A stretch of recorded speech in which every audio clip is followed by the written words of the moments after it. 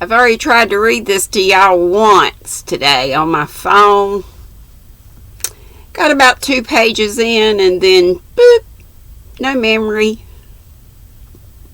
It's like me. Here's another. Instead of moving the camera, hashtag yarn life. So thin. Perfect for these warm days that we have had here in central NC. We're on the 2nd chapter of Good Wives, in the one that I forgot to read, I think. Now that I'm reading it, it sounds a little familiar, but it doesn't matter. If we read it already, it's alright. We're going to do it again. 2nd chapter is called The First Wedding. The June roses over the porch were awake bright and early on that morning, rejoicing with all their hearts in the cloudless sunshine, like friendly little neighbors as they were. Quite flushed with excitement were their ruddy faces as they swung in the wind, whispering to one another what they had seen. For some peeped in at the dining room windows where the feast was spread. Some climbed up to nod and smile at the sisters as they dressed the bride.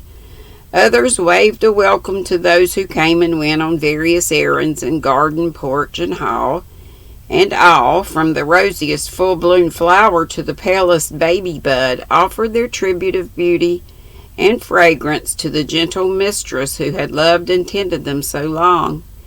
Meg looked very like a rose herself, for all that was best and sweetest in heart and soul seemed to bloom into her face that day, making it fair and tender with a charm more beautiful than beauty.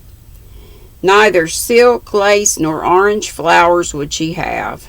I don't want a fashionable wedding, but only those about me whom I love, and to them I wish to look and be my familiar self.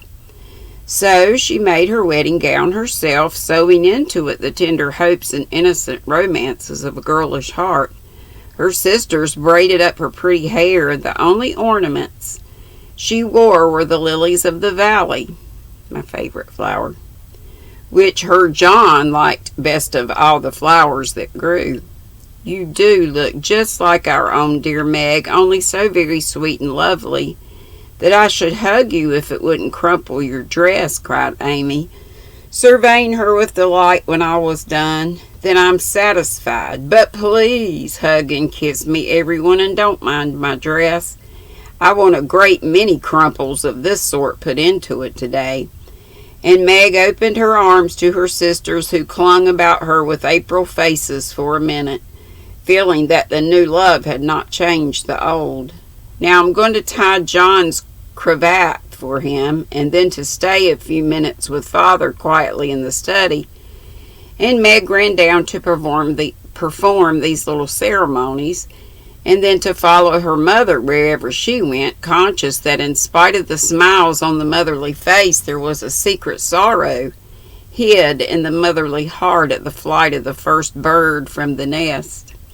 As the younger girls stand together, giving the last touches to their simple toilet, it may be a good time to tell of a few changes which 3 years have wrought in their appearance, for all are looking their best just now. Jo's angles are much softened. She has learned to carry herself with ease, if not grace. The curly crop has lengthened into a thick coil more becoming to the small head atop of the tall figure. There is a fresh color in her brown cheeks, a soft shine in her eyes, and only gentle words fall from her sharp tongue today. Beth has grown slender, pale, and more quiet than ever. The beautiful, kind eyes are larger, and in them lies an expression that saddens one, although it is not sad itself. It's the shadow of pain which touches the young face with such pathetic patience. But Beth seldom complains and always speaks hopefully of being better soon. Amy is with truth considered the flower of the family, for at 16 she has the air and bearing of a full-grown woman, not beautiful, but possessed of that indescribable charm called grace. One saw it in the lines of her figure, the make and motion of her hands, the flow of her dress, the droop of her hair, unconscious yet harmonious, and as attractive to many as beauty itself. Amy's nose still afflicted her, for it never would grow Grecian. So did her mouth, being too wide and having a decided chin. These offending features gave character to her whole face, but she never could see it, and consoled herself with her wonderfully fair complexion, keen blue eyes, and curls more golden and abundant than ever. All three wore suits of thin silver gray, their best gowns for that summer, with blush roses in hair and bosom, and all three looked just like what they were.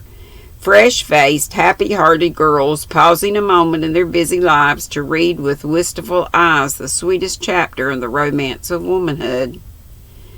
There were to be no ceremonious performances. Everything was to be as natural and homelike as possible. So when Aunt March arrived, she was scandalized to see the bride come running to welcome and lead her in, to find the bridegroom fastening up a garland that had fallen down, and to catch a glimpse of the paternal minister marching upstairs with a grave countenance and a wine bottle under each arm. "Upon my word, here's a state of things," cried the old lady. I think I do remember reading this. Taking the seat of honor prepared for her and settling the folds of her lavender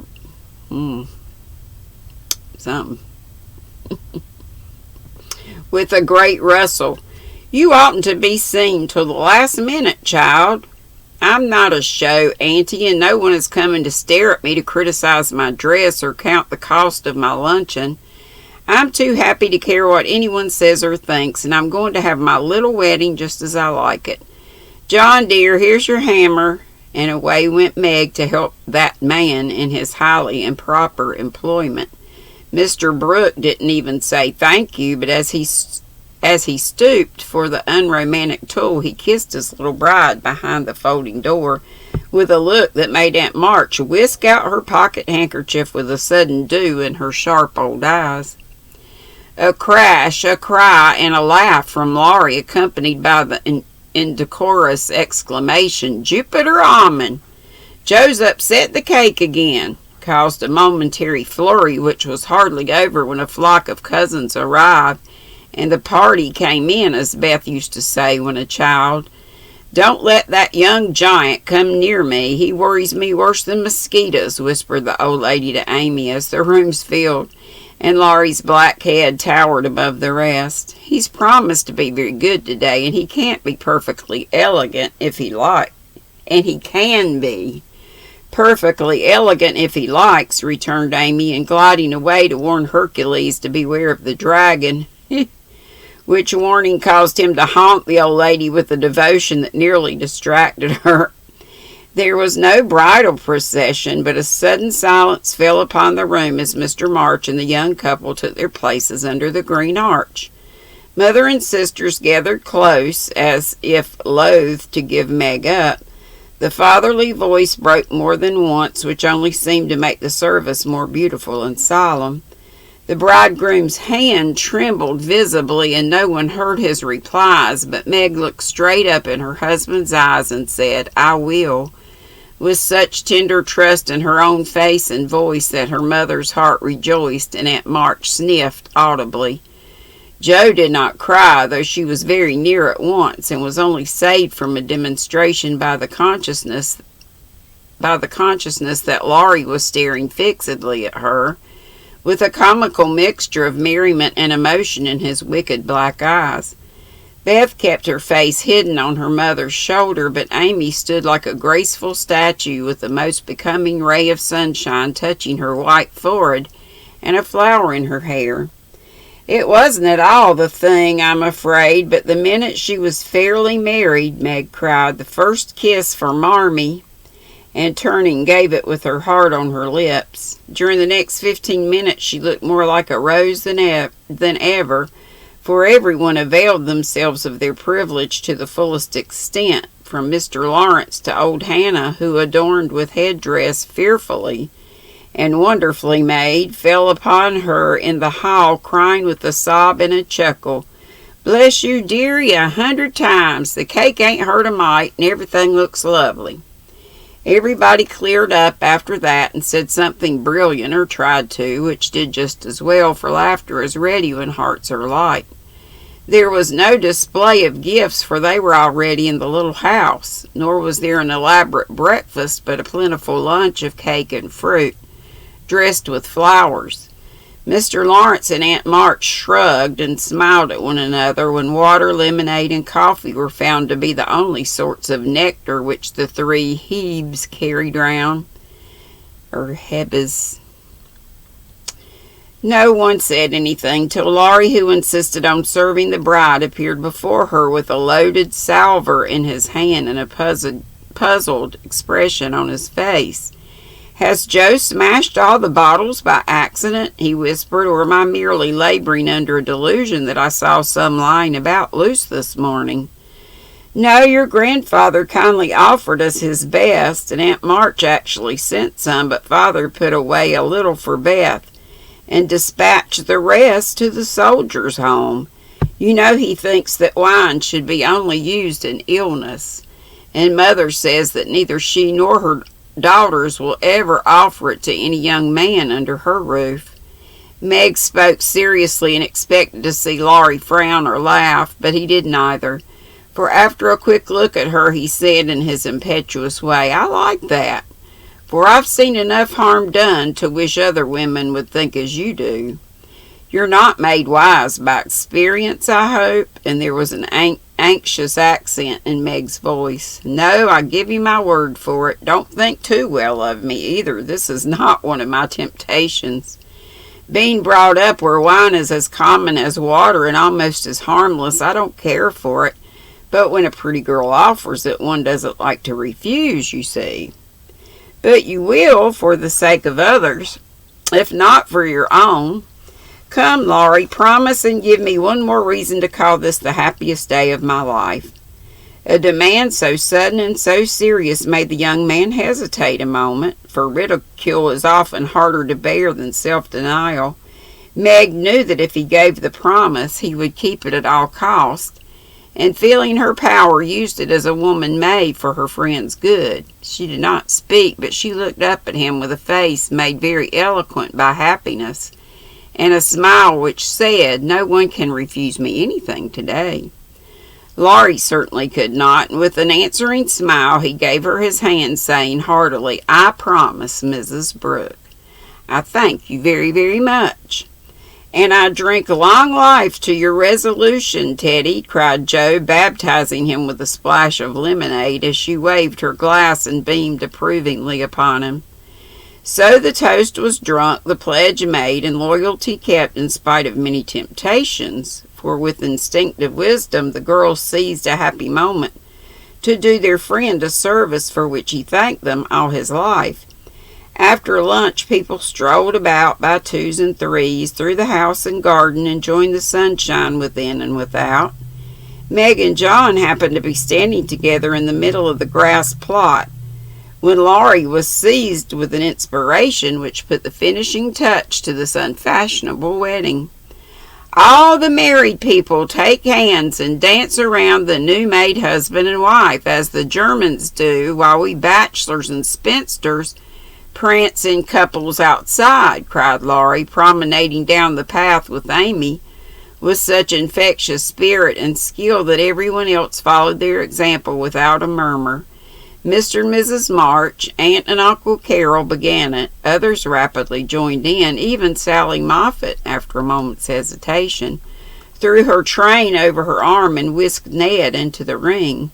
But the crowning joke was Mr. Lawrence and Aunt March, for when the stately old gentleman chased solemnly up to the old lady, she just tucked her cane under her arm and hopped briskly away to join hands with the rest and dance about the bridal pair, while the young folks pervaded the garden like butterflies on a midsummer day. Want of breath brought the impromptu ball to a close, and then people began to go. "I wish you well, my dear. I heartily wish you well, but I think you'll be sorry for it," said Aunt March to Meg, adding to the bridegroom as he led her to the carriage, "You've got a treasure, young man. See that you deserve it." "That's the prettiest wedding I've been to for an age, Ned, and I don't see why, for there wasn't a single bit of style about it," observed Mrs. Moffat to her husband as they drove away. "Laurie, my lad, if you ever want to indulge in this sort of thing, get one of those little girls to help you, and I shall be perfectly satisfied," said Mr. Lawrence, settling himself in his easy chair to rest after the excitement of the morning.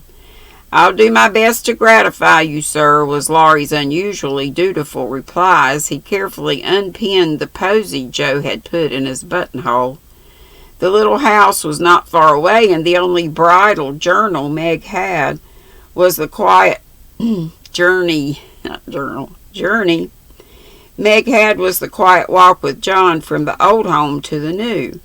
When she came down looking like a pretty Quakeress in her dove-colored suit and straw bonnet tied with white, they all gathered about her to say goodbye as tenderly as if she'd been going to make the grand tour. "Don't feel that I'm separated from you, Marmee dear, or that I love you any the less for loving John so much," she said, clinging to her mother with full eyes for a moment. I shall come every day, Father, and expect to keep my old place in all your hearts, though I am married. Beth is going to be with me a great deal, and the other girls will drop in now and then to laugh at my housekeeping struggles. Thank you all for my happy wedding day. Goodbye, goodbye." They stood watching her with faces full of love and hope and tender pride as she walked away, leaning on her husband's arm with her hands full of flowers and the June sunshine brightening her happy face. And so Meg's married life began. I'm pretty sure we did read this, but it's okay. Still a good story, huh? Still a good story. Okay, have a great afternoon, and I hope to see you in a few hours. We'll be live at 5. Come with something to talk about. It'll just be me up on the screen, because I don't have a clue. Have whips aplenty. I'd love to be able to sit here and knit or crochet and keep up with the chat, but y'all know I struggle just to keep up with the chat. Anywho, see you in a little while. Be sweet, don't be ugly. Bye-bye.